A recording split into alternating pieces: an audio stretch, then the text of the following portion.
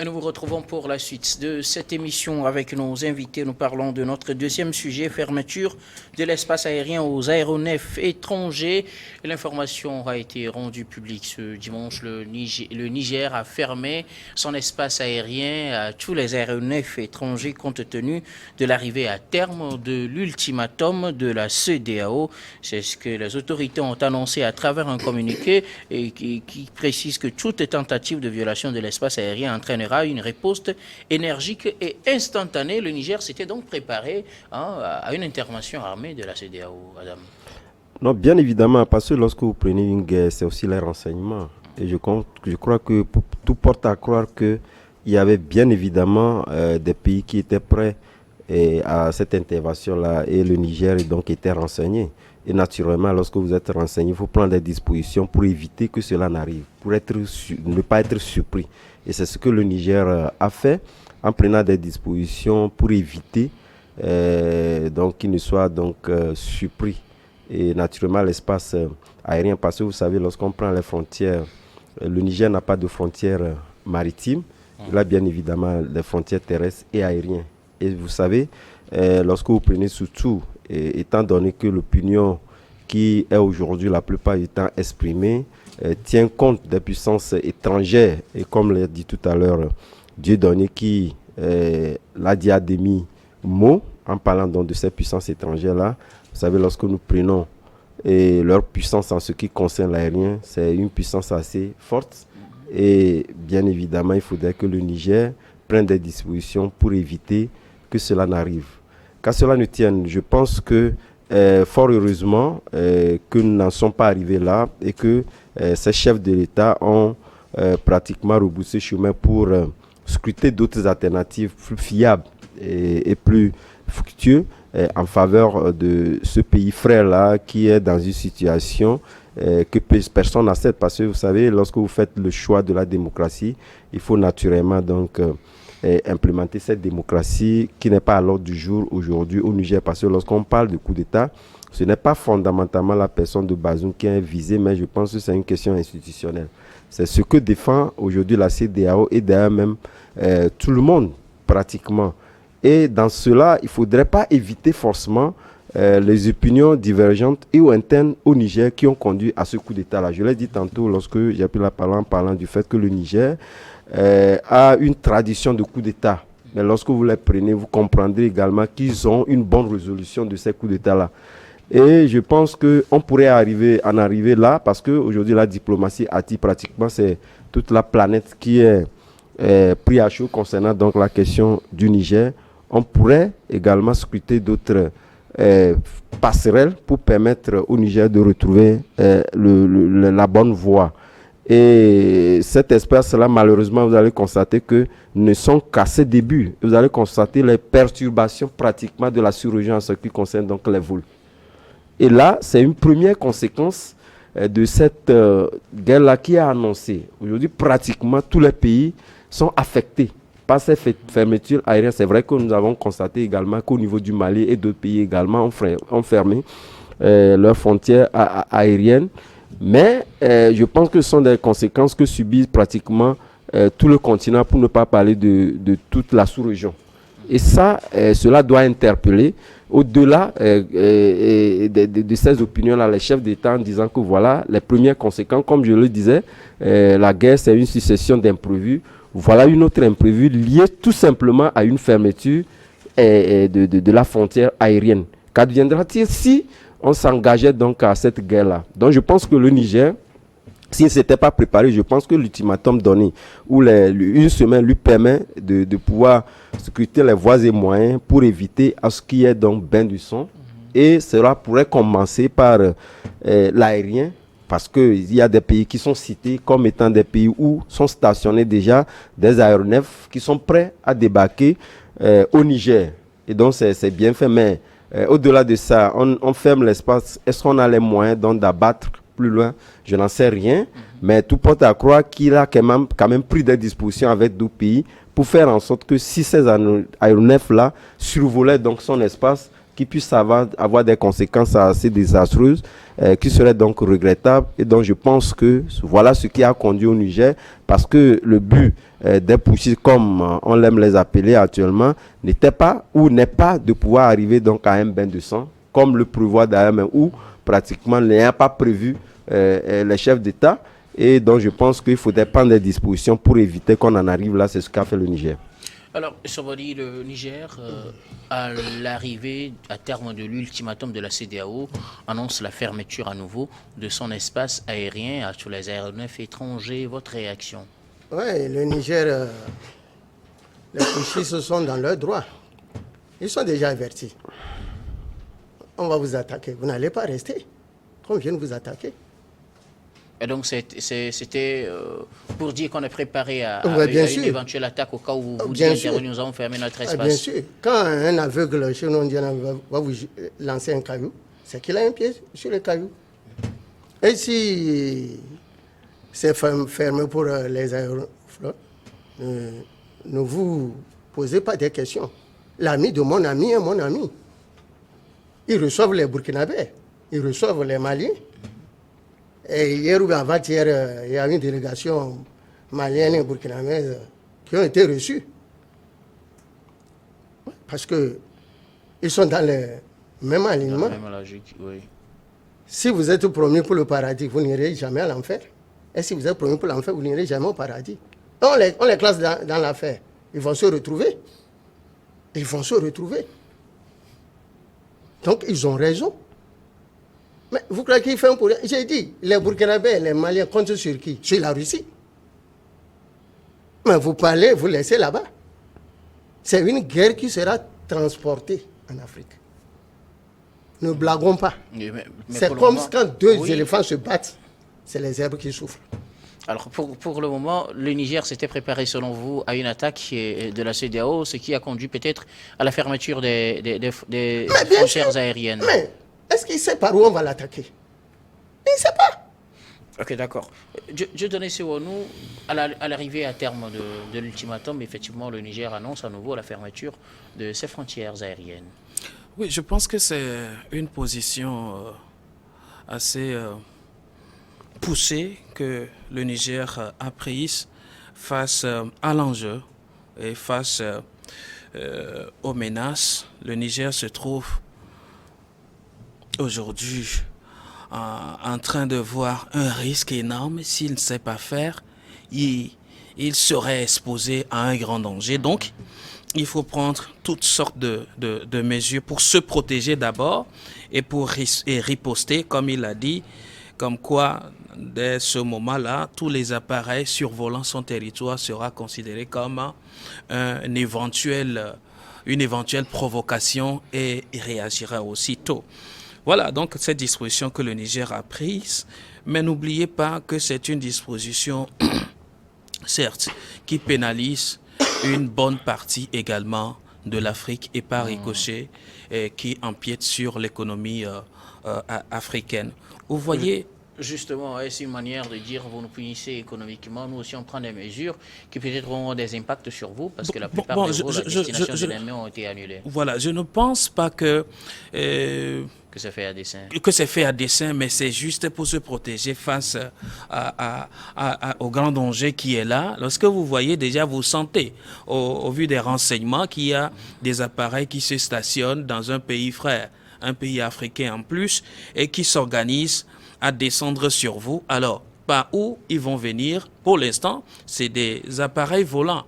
Alors, par où il faut les bloquer? C'est par les airs. Donc, il faut protéger son air ou alors ses airs pour l'instant. Mais ça crée d'autres soucis dans la région. Ça crée d'autres soucis pour les pays africains. Lorsque vous prenez par exemple, ça je donne juste 2 à 3 exemples. De Johannesburg, Paris, vous êtes obligé de faire un détour par Abidjan aujourd'hui, ce qui n'était pas possible avant. Libreville, Paris, vous êtes obligé de faire un demi-tour.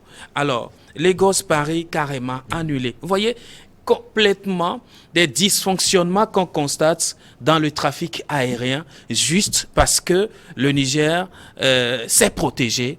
Et donc, ça a de répercussions, même sur nous, ici au Togo, dans les pays environnants. Ça a de répercussions. C'est pour dire, ces moments de tension ne profitent en tout cas à personne et surtout aux pays africains. C'est vrai. C'est Air France aujourd'hui qui bon, la France, je ne dirais pas que c'est la France commanditaire, je ne l'ai jamais dit, je ne le dirai pas non plus, mais Air France aussi aujourd'hui, économiquement, est dans le coup. Quand les vols sont annulés, il n'y aura pas d'entrée. Mais celui qui a protégé son espace, il ne le protège pas pour pénaliser, non, mais lui, il s'est préparé pour éviter d'éventuels dangers. Et ça, il fallait quand même qu'on voie tout ça là de loin avant de prendre des dispositions, prendre des sanctions. Aujourd'hui, le Niger est asphyxié, quoi qu'on dise. Mais cela ne l'empêche pas non plus de prendre des mesures drastiques aussi pour se protéger. Cela ne l'empêche pas de prendre des mesures. Nous reviendrons sur l'une des mesures prises par les nouveaux dirigeants de fait du Niger. Mais Adam, est-ce une manière de dire vous nous punissez, nous vous punissons aussi, nous fermons notre espace aérien et donc ça a des conséquences sur le trafic aérien de façon générale? Non, pas pour le moment. Je ne pense pas également que ces autorités, ces nouvelles autorités du Niger, aient anticipé en pensant des conséquences que cela pourrait amener. Parce que depuis la survenue de cette crise-là, les nouvelles autorités sont dans une sorte de parade. Et puis c'est la question militaire. Jusqu'au jour d'aujourd'hui, il n'y a pas d'agenda économique qui soit donc déroulé. Et ça, c'est une évidence, compte tenu du fait depuis que il y a eu ce coup d'État, il n'y a que des menaces liées donc à l'envahissement militaire, etc. Donc la question qui se pose aujourd'hui, au niveau de ces autorités-là, c'est pouvoir se barricader, faire en sorte que aussi bien la population que le Niger soit protégé. Donc je pense que c'est une conséquence qui va de soi. Ça va de soi parce que lorsque vous fermez l'espace aérien, cela deviendra. Mais aujourd'hui, ils ont constaté que c'est aussi, disons, un moyen de pouvoir inciter davantage cette diplomatie incisive liée à cette question militaire de ne pas advenir. Donc je pense que avec cette perturbation et naturellement l'impact que cela a eu sur l'économie, cela pourra permettre davantage à ces autorités-là de durcir également le ton et de pouvoir maintenir cette disposition-là aussi longtemps, soit-il, pour faire en sorte que aussi bien la CEDEAO aussi puisse être sentie menacée, ou ces pays-là qui sont pour cette ligne dure-là savent véritablement que aussi bien le Niger a également les moyens pour amener d'autres pays à souffrir. Je pense que d'autres mesures également peuvent être implémentées et faire en sorte qu'on puisse desserrer un peu la vis de cette prise de décision liée donc aussi bien à l'économie. Voilà une décision qui n'a pas été préméditée, mais qui a commencé par avoir des conséquences assez lourdes dans la sous-région et ailleurs d'ailleurs même, puisqu'on en parle de Air France qui est l'une des compagnies qui dessert la plupart de nos pays, va avoir un coup dur. Et naturellement d'autres compagnies également. Et puis des vols annulés. Tout à fait. Donc je pense qu'ils vont également implémenter d'autres moyens qui permettront naturellement de rentrer en négociation. Moi je pense que c'est de bonne guerre. Tant que vous êtes un pays, il faudrait que vous ayez des moyens aussi bien de survie. C'est ce qu'on demande à nos pays africains. Parce qu'on ne va pas tout le temps être là et que d'autres États puissent donc nous imposer ce que nous voulons. Il faudrait quand même que nous ayons des moyens de pression. Et je pense que l'un de ces moyens de pression que essaiera de brandir le Niger, pour ne pas parler de nouvelles autorités, c'est naturellement la fermeture de cet espace-là. Mais il faudrait encore aller plus loin pour faire en sorte que les tenants de cette ligne dure-là puissent comprendre que le Niger n'a pas qu'à subir, il peut également offrir et naturellement donc barricader, faire en sorte qu'il y ait donc des impacts désastreux en ce qui concerne l'économie de la sous-région. Et ça veut dire, quelles peuvent être les conséquences de cette décision de fermer l'espace aérien au Niger? Est-ce que ça a des conséquences sur la CEDEAO, les pays de la CEDEAO, l'Afrique tout entière? Et quelles peuvent être les conséquences? Ça a des conséquences graves sur le monde entier. Comme La superficie nigérienne n'est pas celle du Togo. Attention, c'est le désert. Donc, j'aurais même appris qu'il y a un vol de l'armée française qui n'a pas pu atterrir, je pense, la semaine passée, qui a rebroussé chemin. Donc ça a des conséquences. Bon, et le commerce? Le commerce est arrêté. Le commerce est arrêté. Vous lui avez fermé les frontières terrestres. Lui aussi va fermer. Si vous lui donnez la chaleur, il ne peut pas vous donner la fraîcheur. Air France, qu'on dit, c'est le vol le plus Le plus pratiqué, en tout le cas, plus en pratiqué. Afrique francophone. Bon, aujourd'hui, oui. il ne peut pas dire que ça va. Il ne peut pas dire que ça va. Même si ça va aller, ils sont obligés d'augmenter sur les prix des billets. Changer d'itinéraire, Oui, peut-être. oui. Et parce Plus que ça on est devient- jeune, Mais ça va avoir ça des devient conséquences long. pas seulement sur Air France, mais sur d'autres compagnies. Non, je africaines. donne un exemple. Ouais. Je donne un exemple. Donc, si Air France va avoir des problèmes, et les autres. Donc, quand vous lancez un caillou en haut, votre tête n'est pas caillou. En tout cas, ok. Alors, toujours, nous parlions tout à l'heure des décisions que prennent les nouvelles autorités, ou du moins c'est les militaires au pouvoir au Niger. Et parmi ces décisions, de nouvelles nominations, parmi lesquelles celle qui défraie surtout la chronique, c'est la nomination d'un nouveau Premier ministre, un ancien ministre qui a été rappelé au service, qui est nommé Premier ministre. Il s'agit bien de Ali Mahaman Lamine Zain, qui est nommé maintenant Premier ministre en remplacement du Premier ministre du gouvernement de Bazoum. Finalement, le chien aboie, la caravane passe, Adam. Oui, ça ne pouvait pas en être autrement. Vous savez, moi je pense que ce sont les décisions assez radicales aussi bien de la CEDEAO et ses partenaires de la communauté internationale qui vont amener les nouvelles autorités à une ligne plus dure.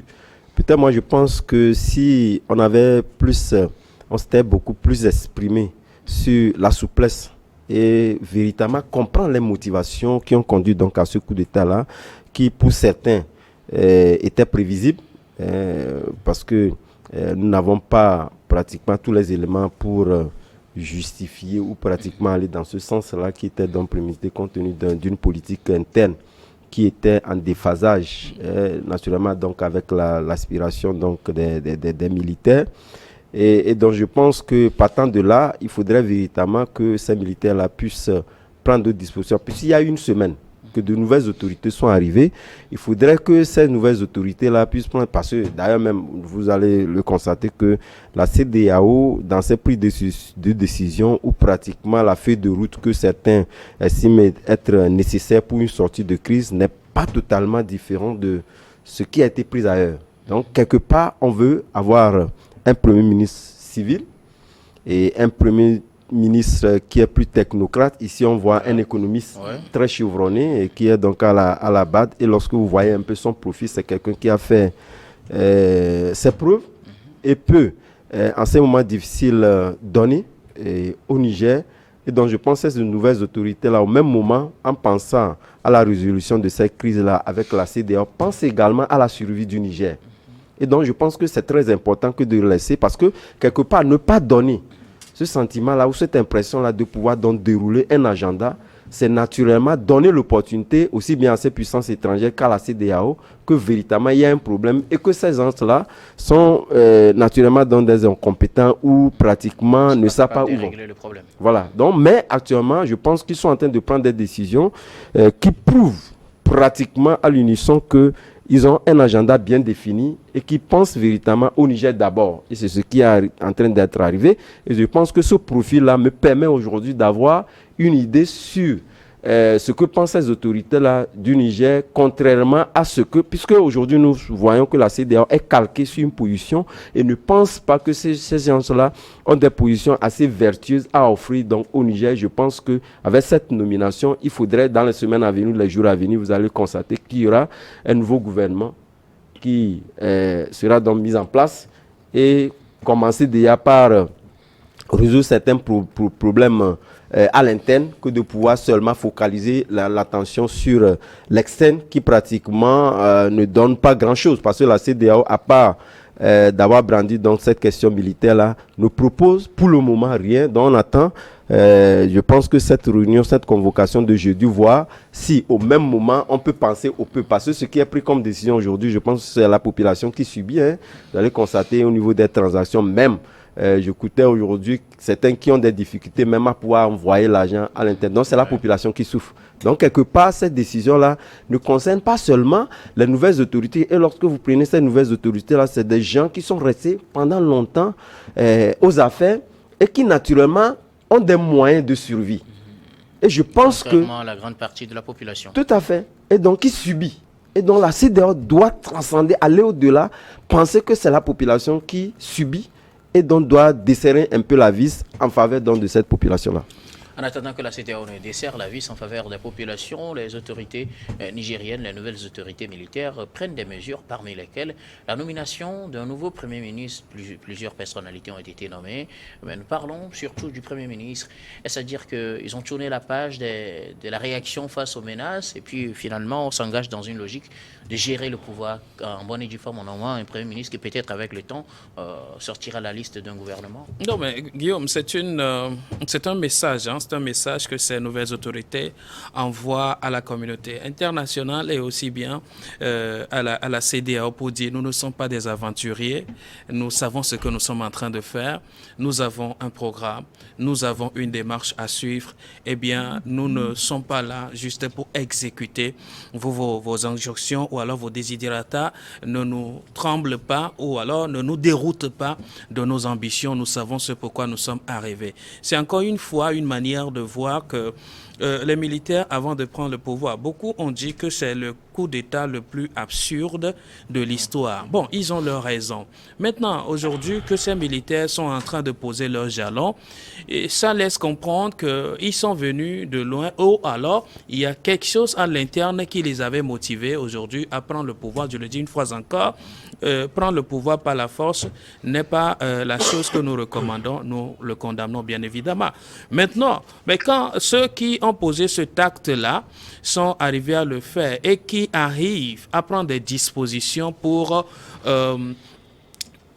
asseoir leur pouvoir, leur légitimité, allez-y comprendre quelque chose. Alors là, ils ne sont pas des aventuriers. La France ou alors la communauté internationale, la CEDEAO, ne voyait pas venir les militaires. Pour eux, c'est des petits bambins qu'il faut rapidement dégager. Il faut crier sur eux pour qu'ils courent.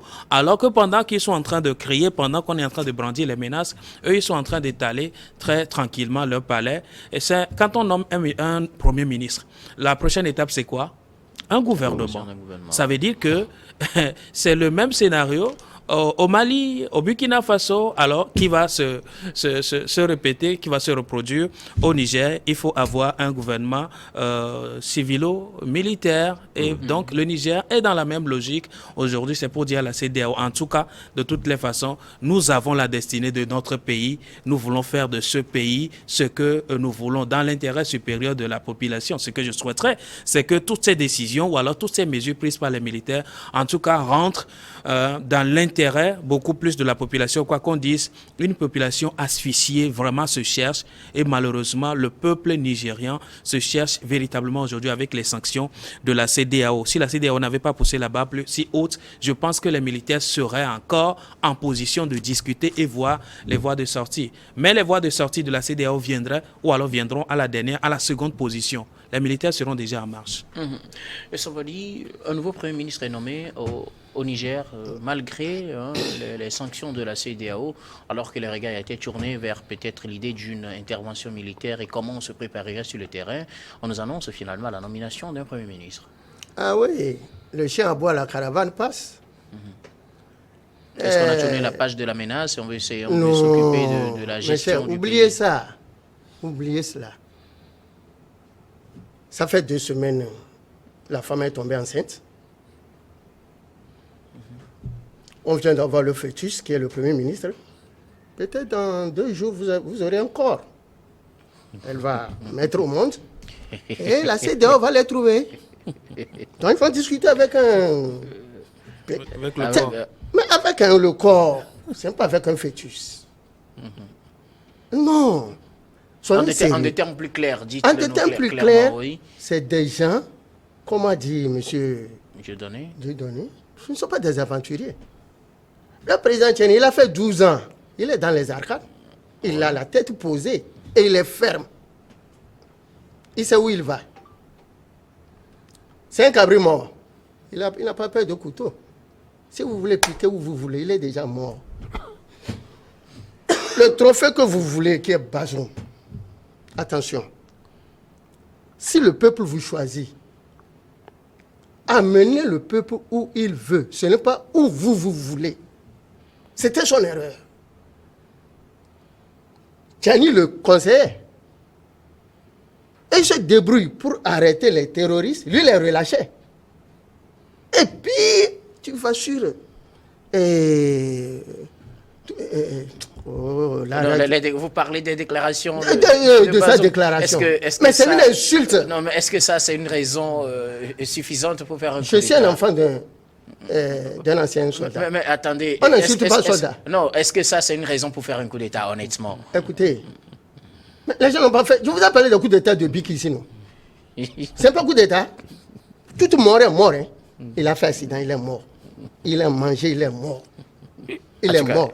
Alors, donc, je continue. Premier ministre, oui. Ali Zenidine, c'est un chevronné. Ils ne l'ont pas pris par hasard. C'est un économiste. Parce qu'ils ont bloqué les frontières. Des sanctions économiques. Donc, c'est quelqu'un. Est-ce que c'est le profil qui permettra de déverrouiller la situation? Bien sûr. C'est quelqu'un qui a un carnet bien garanti. Il fut ministre des Finances de Tanja. Oui. Maintenant, il est à la BAD au Tchad. Ils l'ont fait appel. Ce n'est pas pour rien. Si les 400 millions d'âmes dans la CEDEAO n'a pas pu trouver quelqu'un pour envoyer. Et c'est un Tchadien qu'il faut envoyer. Vous pouvez m'envoyer, c'est mieux. En tout cas, merci. Adam, le profil du nouveau Premier ministre, est-ce que c'est un profil qui vient à peu nommer peut-être trouver une solution à la situation financière que va vivre, nous imaginons, très difficile que va vivre le Niger? Je pense qu'on peut le prédire. Vous savez, lorsque nous faisons une petite comparaison avec le Premier ministre choisi par les autorités guinéennes qui avaient misé pratiquement sur un technocrate, n'a pas tellement porté fruit. Et vous savez, celui-ci, je pense qu'il connaît bien son terrain pour avoir été d'abord ministre de l'économie, mais également son expérience au niveau de la Banque africaine de développement. Et lorsque vous scrutez un peu, souvent les offres en ce qui concerne donc la Banque africaine de développement, c'est des gens qui sont aussi évalués sur un certain nombre de performances liées donc à leur pratique de l'économie, et surtout lorsque nous parlons de l'économie en ce qui concerne le fait que nous-mêmes nous pouvons donc produire. C'est ce qui est en train d'arriver aujourd'hui en le prenant, c'est justement faire en sorte que nous-mêmes, nos ressources endogènes puissent être donc des ressources qui puissent nous permettre donc de survivre. Et donc en le prenant, je pense qu'il peut pouvoir faire l'affaire parce que non seulement il est technocrate, mais également c'est quelqu'un qui a l'expérience du terrain. Et donc par rapport à cela, et lorsque vous prenez quelqu'un qui normalement, lui, j'ai pas trop vu, mais lorsque nous faisons une petite comparaison avec les autres profils qui sont dans des représentants de la Banque africaine de développement dans nos pays, comme lui, ce sont des gens qui sont plus aptes à pouvoir monnaie en réalité nos propres ressources pour que cela puisse être plus rentable pour nos pays. Donc, je pense qu'on peut estimer que c'est quelqu'un qui puisse donc tenir parce qu'il a en fait ces deux profils-là. Il pourrait donc négocier au même moment, mais également, avant la négociation, pour que les négociations ne prennent, peut directement compter sur les ressources endogènes pour faire donc démarrer l'économie. En tout cas, on espère que oui. Un dernier mot, quelques secondes avant qu'on finisse. Oui, Guillaume, je voudrais dire que pendant longtemps, les politiques n'ont pas pu sauver l'Afrique.